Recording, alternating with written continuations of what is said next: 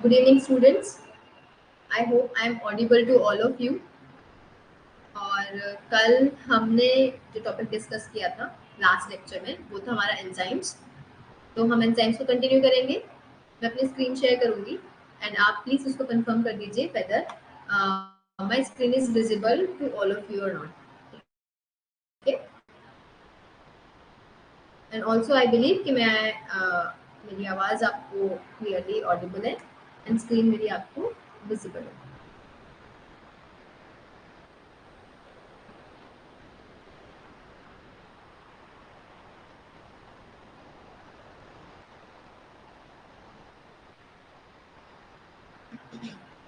तो मैंने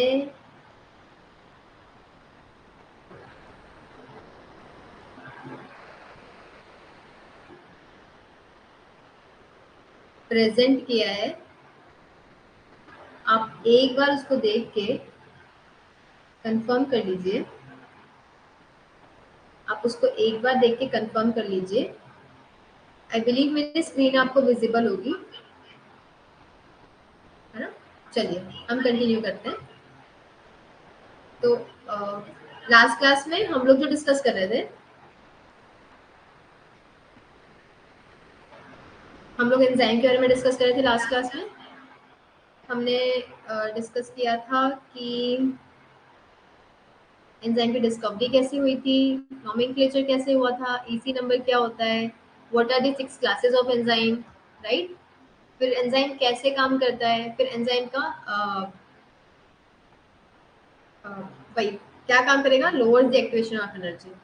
फिर कुछ कुछ टर्म्स रहते हैं, catalytic efficiency, specificity and what are the conditions required for the enzyme action.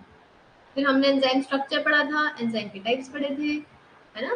फिर हमने स्ट्रक्चर में वही simple enzyme and conjugated enzymes पढ़ा था।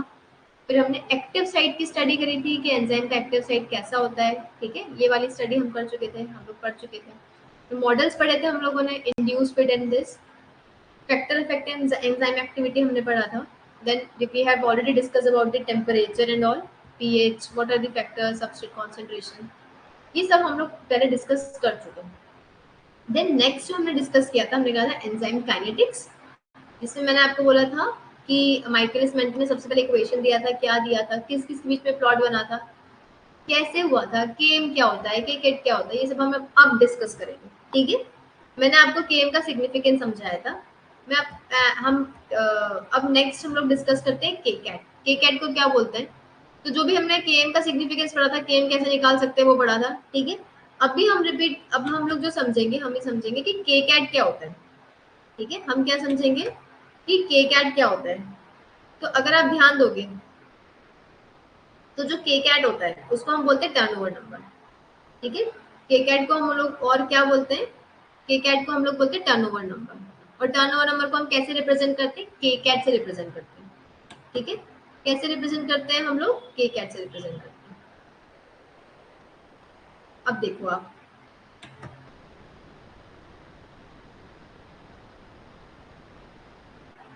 है ना। अब ये आपका ग्राफ था पूरा, ठीक है। ये आपका पूरा ग्राफ था, ये था एस एंड बी, मतलब बी वर्सेस एस। जब ग्राफ था तो वो ऐसा था, राइट। जब इनिशिएशन हुई रिएक्शन, है ना, तो कोई भी रिएक्शन जब आपकी इनिशिएट हुई थी, तो किसी भी रिएक्शन की कंडीशन क्या थी, ऐसा था वो, enzyme plus substrate will give you enzyme, substrate will give you enzyme plus product, right. तो ये क्या स्टेट थी आपकी, ट्रांजिशन स्टेट, ठीक है। हमने कहा था ये क्या था आपका, ट्रांजिशन स्टेट, ठीक है। This is a transition state. ये जो ट्रांजिशन स्टेट था वो एक शॉर्ट पीरियड ऑफ टाइम के लिए रहता है, ठीक। अब हमने ये पढ़ा था, फिर हमने वी मैक्स पढ़ा था। वी मैक्स क्या पढ़ा था हम लोगों ने, ये मैक्सिमम वेलोसिटी, मतलब ये वो कंडीशन है where all the enzymes, where all the enzymes are filled with are filled with substrate, मतलब सारा के सारा एंजाइम एंजाइम सबस्ट्रेट कॉम्प्लेक्स में मिल रहा है, ठीक है। जो वीमैक्स वाली कंडीशन है वहां पे। फिर हमने वीमैक्स बाय 2 मतलब केम पढ़ा था। फिर हमने बोला था कि half of the Vmax is Km, मतलब Km हमने पढ़ा था, Km is equals to half of the Vmax, right, Vmax by 2। मतलब इस कंडीशन में ये वाले पॉइंट पे half of the enzymes are filled with substrate, आधे एंजाइम सबस्ट्रेट के साथ में फिल्ड है, ठीक है। इतनी कंडीशंस हम लोग सब पढ़ चुके थे। अब एक नया टर्म आपके सामने आया है, उसको आप बोल रहे हो turnover number. Be very careful और ध्यान से सुनना, ठीक है टर्न ओवर नंबर, नया टर्म आया है, वो क्या आपका है, टर्नओवर नंबर। कैसे बोलोगे इसको, के कैट से बोलोगे, ठीक है। कैसे बोलोगे इसको, के कैट से बोलोगे। ये जो के कैट है ये क्या बताता है, ये बताता है कि when all the enzymes are filled with substrate, ठीक है, क्या बोलता है, when all the enzymes are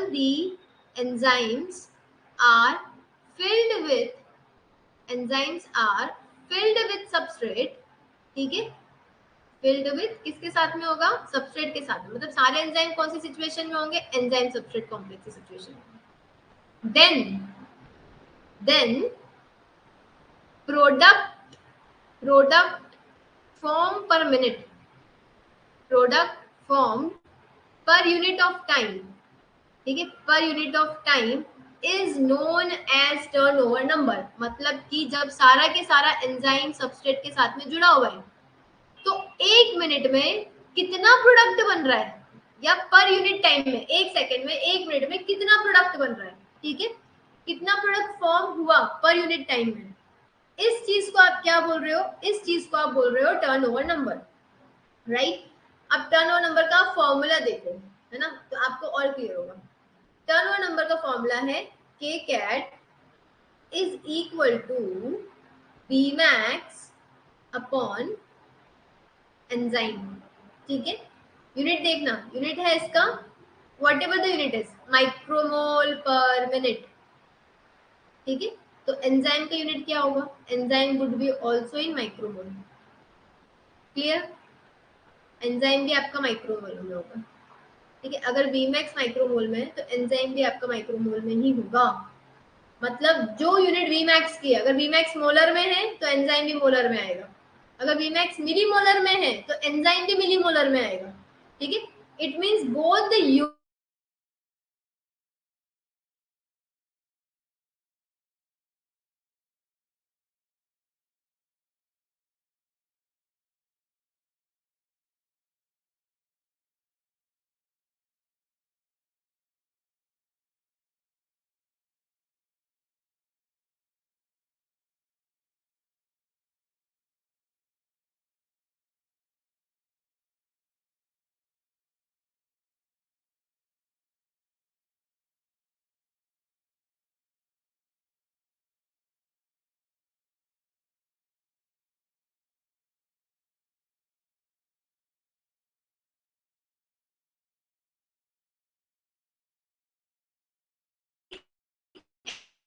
efficiency, मतलब जितनी ज्यादा केकेट की वैल्यू होगी, अभी तो हमने केएम में कुछ और ही पढ़ा था, केकेट में कुछ और ही पढ़ेंगे, ठीक है।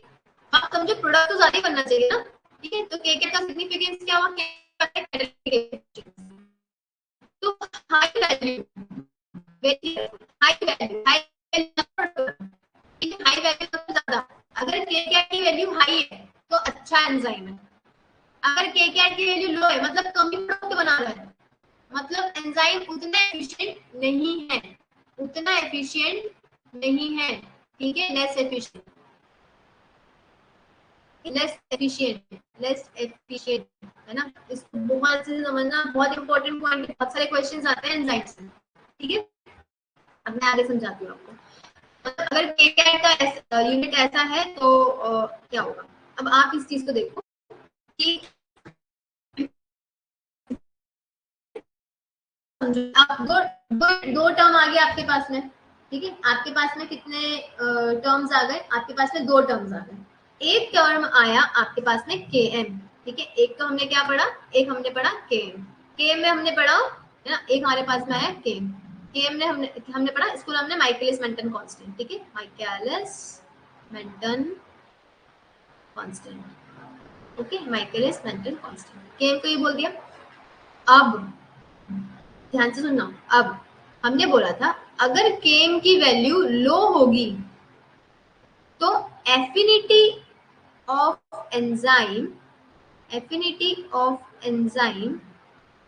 विथ सबस्ट्रेट इज हाई, मतलब इस कंडीशन में एंजाइम गुड है। अगर Km की वैल्यू हाई होगी then affinity of enzyme with substrate is low. इस कंडीशन में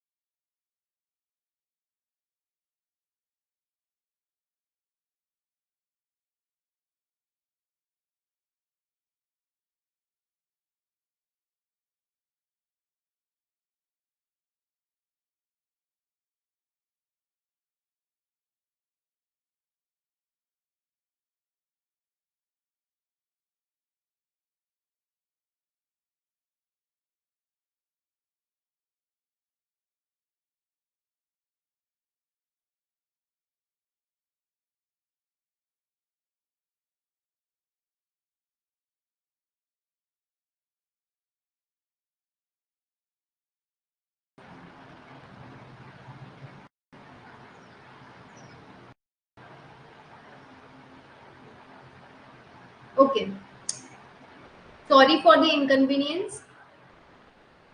I am presenting my screen again.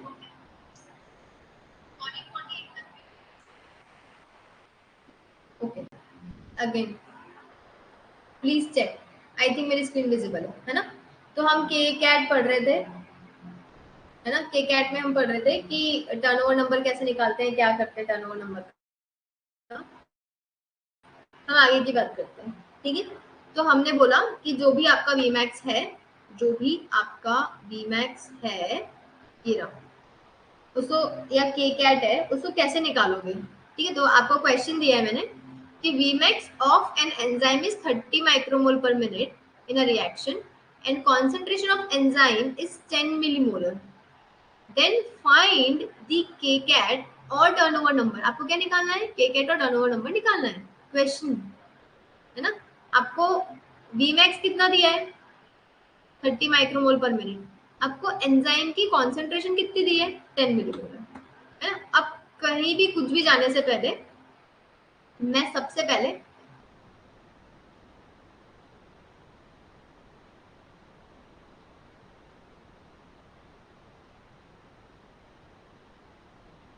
Enzyme का कन्वर्जन कैसे करते हैं, एंजाइम का कन्वर्जन कैसे करते हैं, ठीक है। तो जो भी यूनिट है, जो भी न्यूमेरिकल आप पढ़ोगे उसका कन्वर्जन सीख लो। तो समझो आपका 1 मोलर, सबसे बड़ी यूनिट क्या है अभी आपकी, molar. 1 molar is equal to 1000 millimolar, bracket में 10⁻3, ठीक है, could be this or this, right? 1 millimolar or 1 molar is equal to 100,000 micromolar. It means 10⁻6 micromolar. Okay. 1 millimolar is equal to 1000 micromolar. 10⁻3 micromolar. ना unit का ध्यान रखना। Molar सबसे बड़ा, मिली उससे छोटा, माइक्रो और छोटा। माइक्रो मतलब 6, मिली मतलब 3, ठीक है, राइट। लाइकवाइज अगर मोलर से कंपैरिजन करोगे तो अभी हमेशा याद रखना कि जब भी आपको मोलर से मिली मोलर में कन्वर्ट करना हो, छोटी यूनिट में, ठीक है, जब भी आपको बड़ी यूनिट से छोटी यूनिट में कन्वर्ट करना हो तो आप उसमें मल्टीप्लीकेशन करोगे। क्या करोगे, मल्टीप्लाई। और जब भी आपको छोटी यूनिट से बड़ी यूनिट में करना है तो आप डिवीजन करोगे। क्या करोगे, डिवीजन। कितने का मल्टीप्लाई करोगे, 1000 को। कितने से डिवाइड करोगे, 1000 से, ठीक है, सिंपल। अब क्वेश्चन में दिया था आपको 30 micromole per minute V max, और एंजाइम कॉन्सेंट्रेशन दिया था आपको 10 मिलीमोलर, राइट। और फॉर्मूला है आपका k cat is equal to V max upon enzyme concentration. Simple formula ये बताया मैंने। But the problem is enzyme ये मिलीमोलर में है, ये माइक्रोमोलर में है, तो ये काम नहीं करेगा। आपके दोनों यूनिट सेम होने चाहिए, ठीक है, दोनों यूनिट कैसे होने चाहिए आपके, सेम। तो आप अगर इस मिली को माइक्रो में कन्वर्ट करोगे तो कितने से मल्टीप्लाई करोगे, क्योंकि बड़ी यूनिट है ना मिली और माइक्रो छोटी है, तो आप क्या करोगे, you will multiply it by 1000। तो ये क्या बनेगा, ये बनेगा 10⁻4 माइक्रोमोल। दोनों यूनिट सेम हो गई। अब वी मैक्स भी माइक्रोमोल में है, एंजाइम कॉन्सेंट्रेशन भी माइक्रोमोल में है, तो क्या करोगे, लिखोगे 30 माइक्रोमोल अपॉन 10⁻4 माइक्रोमोलर पर मिनट। इससे ये कैंसिल, तो कितना बचा, 30 अपॉन 10⁻4 पर मिनट, ठीक है। कितना हो जाएगा, 30 इंटू 10⁻4 पर मिनट, मतलब प्रोडक्ट फॉर्म। कितना प्रोडक्ट बनेगा, 30 into 10⁻4 micromole of product per minute is forming in k cat, ठीक है। इसकी वैल्यू ये हो गई। इसको और सिंप्लीफाई करना है आपको, इसको और सिंप्लीफाई करना है तो आप वो भी कर सकते हो, बहुत आसान है सिंप्लीफाई करना। आप इसको इसके बदले 30 अपॉन 4 जीरो लिख दो। अब ये 1 0 से 1 0 कैंसिल, तो 3 इंटू 10⁻3 पर minute is your simplifying answer, simplify answer, ठीक है। सिंपल कर दिया आपने इस आंसर को, राइट। तो ये इसका आंसर ऐसे आ जाएगा, ठीक। तो क्या आंसर आया आपका, आपका आंसर आया इसका वही 3 इंटू whatever -4, राइट। 3 इंटू 10⁻4 और -3, क्योंकि नीचे से ऊपर गया ना। और या फिर आप इसको 0.003 भी लिख सकते हो, ठीक है। तो ये इसका सिंप्लीफाई आंसर है। अच्छा, कोई भी अगर कोई भी जीरो वाले जो फैक्टर है उनसे डिवीजन की कोशिश मत करना। जब भी जीरो वाले फैक्टर है ना, आप उसको सीधे सीधे ऐसे कन्वर्ट कर दो। जैसे 4 है ना, ये ऊपर जाएगा तो -4 में कन्वर्ट हो जाएगा, ठीक है। Clear, easy. ये हो गया आपका सिंपल। तो 30 अपॉन दिस, तो या तो आंसर निकालो 0.003, सीधा ऐसा निकाल लो, या फिर आप आंसर निकालो 3 इंटू 10⁻³ और 30 इंटू 10⁻, तीनों आंसर सही है। तो आपको जब भी आंसर पूछते हैं तो बस वो यही कंफ्यूज करते हैं, कुछ नहीं है, ओके। मोलैरिटी कैसे निकालते हैं, अगर एंजाइम कॉन्सेंट्रेशन ना दिया हो, आपको बोला ही नहीं है कि एंजाइम कॉन्सेंट्रेशन क्या है, आपको ऐसा दिया ही नहीं है मोल में, आपको 1 ग्राम एंजाइम दे दिया, अब क्या करोगे, तो क्या निकालना पड़ेगा, उसको सबसे पहले मोलैरिटी निकालनी पड़ेगी, ठीक है। ये जो मोलैरिटी है उसका फॉर्मूला है वेट अपॉन मॉलिक्यूलर वेट, ठीक है। इसका फॉर्मूला क्या है, weight upon molecular weight. Weight कितना है, 1 ग्राम, ठीक है। वेट कितना है, 1 ग्राम। और हाँ, और उसके अपॉन में मॉलिक्यूलर वेट कितना दिया है, 10 किलो डाल्टन सपोज। तो पहले क्वेश्चन लेते हैं फिर इसको सॉल्व करते हैं, ठीक है। तो मोलरिटी निकालने का सिंपल सा फॉर्मूला अभी एंजाइम में जो है ना, कॉम्प्लेक्स 1000 से मल्टीप्लाई ये वो है, बट अभी जो इजीएस्ट, जब आपको कुछ नहीं दिया कितने में क्या, तो आप क्या लोगे उसको बाय डिफॉल्ट जो है वो, तो मोलरिटी का है वेट अपॉन मॉलिक्यूलर वेट, इससे निकाल लो सिंपल। कैसे निकालोगे, तो वेट दिया है आपको ग्राम्स में, ठीक है। वेट का में दिया है आपको ग्राम्स में, वेट ग्राम में, यूनिट तो सबकी कांस्टेंट होगी, हाँ वेट ग्राम में आएगा। मॉलिक्यूलर वेट डाल्टन में या ग्राम पर मोल में आएगा, फिक्स है, फिक्स, ये चेंज नहीं होगा, ठीक है। जो यूनिट में बोला है वो यूनिट में आना चाहिए, वो यूनिट में नहीं लाओगे तो फिर सारे आंसर्स आपके गलत निकलेंगे, और ये पॉइंट्स में आंसर खेले जाते हैं, है ना। आपको जैसे दिखा है ना 0.003, अब आपको एक आंसर देंगे 0.03, फिर आपको एक आंसर देंगे 0.3, तो आप बस उसी में कंफ्यूज हो जाओगे। इसलिए यूनिट्स का ध्यान रखना बहुत जरूरी है ना। आपको क्वेश्चन दिया है 1 gram enzyme, 1 gram enzyme of molecular weight 10 kilo dalton, ठीक है। 1 gram enzyme of molecular weight 10 kilo dalton, ठीक है, was added in solution, was added in solution, ठीक है। Vmax of solution is 10 molar पर मिनट, समझ गए। Vmax कितना है, 10 मोलर। एंजाइम कॉन्सेंट्रेशन कितनी दी है, 1 ग्राम, मॉलिक्यूलर वेट दिया है 10 किलो डाल्टन, ठीक है। क्या करोगे, क्या करोगे, तो सबसे पहले क्या निकालना पड़ेगा, इसका मोलैरिटी, क्योंकि एंजाइम की कॉन्सेंट्रेशन तो ग्राम में दे दी, Vmax आपको मोलर में दे दिया, यूनिट्स तो मैच ही नहीं हो रहे, जब तक यूनिट्स मैच नहीं होगी तब तक आंसर नहीं निकलेगा। तो 1 ग्राम, ये रहा आपका मॉलिक्यूलर वेट कितना दिया है, 10 किलो डाल्टन, कितना दिया है, 10 किलो, किलो डाल्टन दिया है। और मैंने आपको क्या बोला, डाल्टन में आना चाहिए, ठीक है। तो क्या करोगे, 1 kg इज इक्वल टू 1000 ग्राम, है ना, मल्टीप्लाई कर दोगे सिंपल, तो 10 इंटू 1000, ये हो गया डाल्टन में। ये कितना हो गया, 1/10⁻⁴, सॉल्व करोगे तो हो गया 10⁻⁻⁴। ये किसकी कॉन्सेंट्रेशन आ गई, आपकी एंजाइम की, किसकी कॉन्सेंट्रेशन आ गई आपकी एंजाइम की, हम तो ये चाहते थे ना, ठीक है। Vmax कितना दिया है, 10 मोलर, एंजाइम कॉन्सेंट्रेशन हमने निकाल ली, कितनी आ गई, -4। क्या करोगे, कुछ भी नहीं, बस इसको ऊपर ले जाओ, तो ये प्लस प्लस का हो जाएगा, तो 10 इंटू 10⁻⁴ कितना हो गया, 10⁻⁵। तो 1 इंटू 10⁻⁵ आपका answer, this is your answer, बस और कुछ भी नहीं, this is your answer, either this और दिस, जो आपको ऑप्शन में आ जाए, ठीक है। Sometimes you have to modify your answers according to question. एक मैं आपको देती हूँ, वो अपन सॉल्व करते हैं, ठीक है। आप के कैट का ही, आप के एम के कैट कुछ भी निकालो, ठीक है। अब क्वेश्चन है आपका, इफ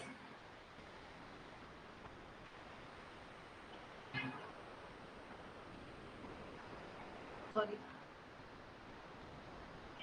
क्वेश्चन है आपका, मैं एक काम स्क्रीन ऐड कर देती हूँ।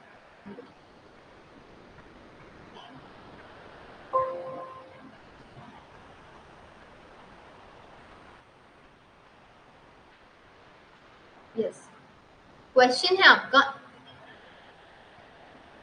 If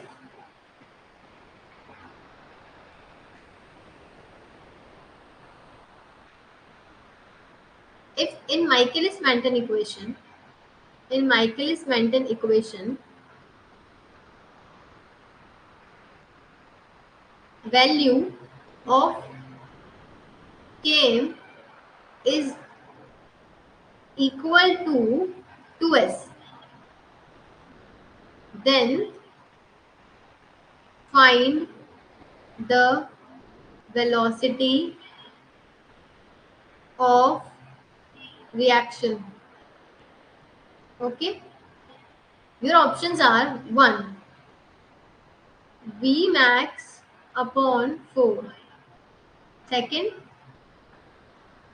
V max upon 3. Third, V max upon 2. And fourth is V max upon 1 और सिंपली V max. ठीक है, ये आपका क्वेश्चन है. If in Michaelis-Menten equation value of Km is equal to 2s, then find the velocity of the reaction. आपको ये निकालना है. क्या करोगे? क्या करोगे? पहले तो Michaelis-Menten equation देखोगे क्या होता है. उससे पहले क्या लिखोगे? गिवन. क्या लिखोगे? गिवन. गिवन क्या किया है? आपको दे दिया है कि Km is equal to 2s और आपको क्या निकालना है? v निकालना है, वेलोसिटी ऑफ द रिएक्शन निकालना है. ठीक है, गिवन हो गया. अब फॉर्मूला निकालो. What is the formula? What is the equation? v is equal to v max into s upon km plus s. Simple, complicated करना ही नहीं है, एकदम सिंपल. तो v is equal to v max into s upon 2s plus s. Right, इसको solve करोगे तो v is equal to v max into S upon, अभी 2s प्लस, अगर आगे कुछ नहीं होता तो हम 1 बोलते ना. This is 1s. Now 2 plus 1 is 3. ठीक है, ये 1s था ना, तो 2 प्लस 1 कितना हो गया आपका? 3. तो यहाँ पे क्या लिखूंगी मैं? 3s. s से s कैंसिल, तो आंसर क्या आ गया आपका? v max. क्लियर? क्या आंसर आ गया आपका? v max upon s. इससे आसान क्वेश्चन कुछ नहीं, यही क्वेश्चंस आते हैं एग्जाम में. ठीक है, यही क्वेश्चंस हैं जो एग्जाम में आते हैं, है ना. और ये सब तरह के एग्जाम में आ सकते हैं. इससे आसान क्वेश्चन कुछ नहीं होता, ये क्वेश्चंस आते हैं एग्जाम में आते हैं. ठीक है, ये क्वेश्चंस आपके एग्जाम में आते हैं. चलो आगे बढ़ते हैं, है ना. अब आगे बढ़ते हैं हम लोग.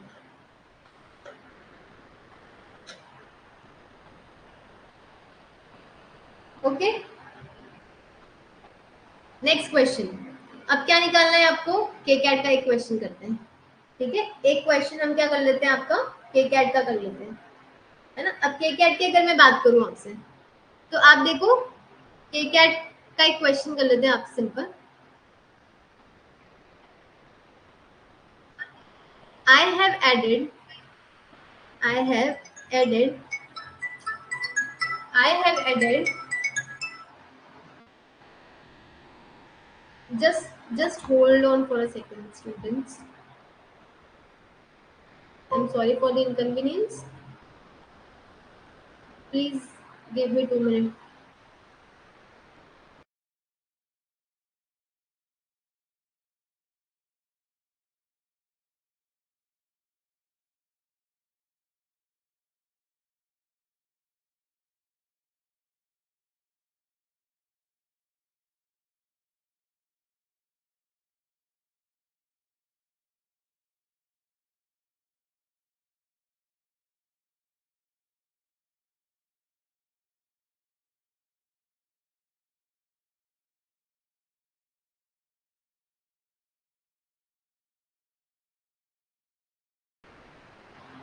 हाँ चलो continue. Sorry sorry sorry, continue. ठीक है, तो मैं प्रेजेंट कर रही हूँ मेरी स्क्रीन और आप देखो आपको विजिबल है कि नहीं.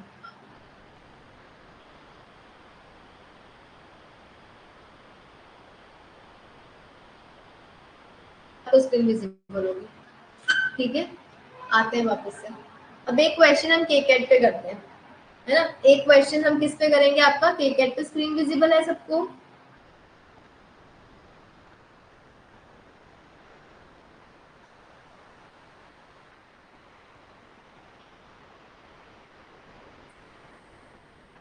हाँ हाँ हाँ, चलो ठीक है. आई थिंक आपको स्क्रीन विजिबल है ना. अब क्वेश्चन लेते हैं हम आपका, कि क्वेश्चन है आपका के कैट पे लेंगे क्वेश्चन. ठीक है, के कैट पे क्वेश्चन है आपका. If I have added I have added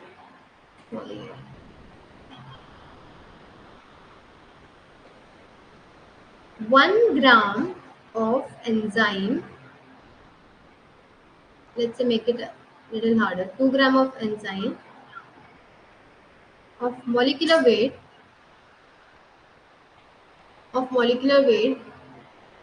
uh, 40 40 Dalton, okay, in an enzymatic reaction, in an enzymatic reaction, and Vmax of the reaction, Vmax of the reaction Vmax of the reaction is 50 micromole per minute. Find the kcat, आपको kcat निकालना है ना? Simple simple simple solution निकालेंगे। सबसे पहले देखेंगे given, given क्या क्या है, क्या क्या गिवन है? 2 ग्राम एंजाइम है, ठीक है। एंजाइम कॉन्सेंट्रेशन कितना दिया है आपको? 2 ग्राम्स, पर ये तो ग्राम्स में और वो तो मोलैरिटी में निकलता है, तो क्या करेंगे? तो मोलैरिटी निकालेंगे, ठीक है। उसके लिए क्या लगेगा आपको? Molecular weight. मॉलिक्यूलर वेट कितना दिया है आपको? 40 डाल्टन, ठीक है। मोलैरिटी का फॉर्मूला क्या है? Weight upon molecular weight. Weight कितना है? 2 ग्राम। मॉलिक्यूलर वेट कितना है? 40। क्या करोगे? डिवाइड करोगे 20, 1/20, ठीक है। इसको और सॉल्व कर लो तो ये आ जाएगा आपका 0.05 मोलर, ओके। इसका वेट टाइम है माइक्रोमोलर, टाइम है माइक्रोमोलर। तो या तो इसको मोलर में कन्वर्ट करो या इसको मोलर में कन्वर्ट करो, कोई भी एक चीज। इसको मोलर में करो या इसको माइक्रोमोलर में करो, दोनों यूनिट अलग अलग नहीं हो सकती ना, क्योंकि आपका वीमैक्स टाइम में दिया है, वीमैक्स दिया है आपका 50 माइक्रोमोलर और एंजाइम कॉन्सेंट्रेशन दिए 0.5 मोलर। तो हम इसको कन्वर्ट कर देते हैं, सिंपल है ना। 0.05 इंटू 10⁻⁻6 सॉरी इंटू 10⁻6 माइक्रोमोलर, ये हो गया माइक्रोमोलर, सिंपल। अब निकालो के कैट। के कैट क्या हुआ आपका? Vmax अपॉन एंजाइम कॉन्सेंट्रेशन, तो हो गया 50 अपॉन 0.05 इंटू 10⁻6। आप ये जीरो हटाओगे, पॉइंट हटाओगे तो ऊपर 2 जीरो लग जाएंगे। 5 टाइम्स 1 1, ये हो गया 1000, ठीक है। ये हो गया 1000 अपॉन 10⁻6 या 6 बार लिख दो, ठीक है। ये 3 से ही 3 कैंसिल, तो कितना बचा? 1/123। तो आंसर क्या हो जाएगा? 1 इंटू 10⁻³ पर मिनट। बस ये आपका आंसर आ गया, या 0.001, ओके।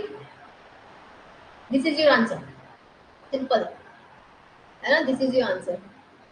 तो क्वेश्चन आपको दिए होंगे, आपको बस जो बेसिक चीजें सॉल्व करनी है वो करना है, कन्वर्जन और ये समटाइम्स बिल्कुल इजी, जो दोनों तीनों तरीके मैंने आपको समझाए वैसा, है ना। नेक्स्ट वाला क्वेश्चन देखते हैं।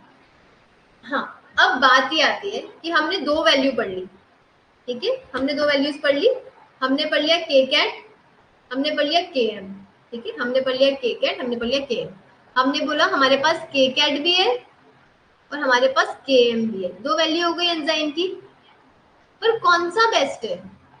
मतलब मैं के कैट को पढ़ूं या मैं के एम को पढ़ूं, मैं क्या पढ़ूं? मैं किस बेसिस पे एंजाइम की क्वालिटी निकालूं, है ना। मैं के एम के बेसिस पे एंजाइम को गुड बोल दूं या के कैट के बेसिस पे एंजाइम को गुड बोल दूं, ठीक है। तो आप क्या करोगे? देखो, अगर इस टेबल को ध्यान से देखो तो आप देखो इस टेबल के हिसाब से तो लो के एम चाहिए था हमको, तो लो के एम तो इन दो का आ रहा है। पर के कैट के हिसाब से देखोगे तो के कैट इसका ज्यादा है ना। तो कंट्रोवर्शियल हो गया है। तो अब मैं कौन से एंजाइम को चूज करूं जो बेस्ट हो? तो हम क्या करते हैं, हम दोनों की वैल्यू को कंसीडरेशन में लेते हैं, हम सिर्फ एक नहीं लेते हैं। कितनी वैल्यू को लेते हैं? दोनों की वैल्यू को, ठीक है।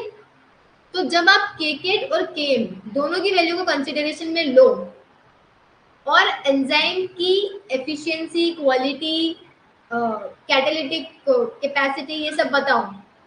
इस तरह के कांस्टेंट को हम बोलते हैं स्पेसिफिसिटी कांस्टेंट। क्या बोलते हैं? Specificity constant. तो specificity constant is the ratio of kk upon km। Specificity constant is the ratio of kk upon km। ठीक है, और ये kk अपॉन km का जो वैल्यू है उसमें क्या होगा? इस रेशियो के हिसाब से आएगा, है ना। तो जिसका रेशियो, जब रेशियो ज्यादा आएगा, ज्यादा आना चाहिए ना, तो हाई अगर रेशियो आया तो गुड एंजाइम, और अगर लो रेशियो आया, ठीक है, मतलब हमें तो वैल्यू क्या चाहिए? केकेट की वैल्यू हाई होनी चाहिए, केएम की वैल्यू लो होनी चाहिए। पर रेशियो के हिसाब से कैसे बताओगे? या रेट कांस्टेंट भी बोलते हैं इसको, स्पेसिफिसिटी कांस्टेंट को। अगर ये रेशियो की वैल्यू हाई आई तो गुड एंजाइम, और ये रेशियो की वैल्यू लो आई तो बैड एंजाइम। ठीक है, क्लियर? तो कैसे निकालें?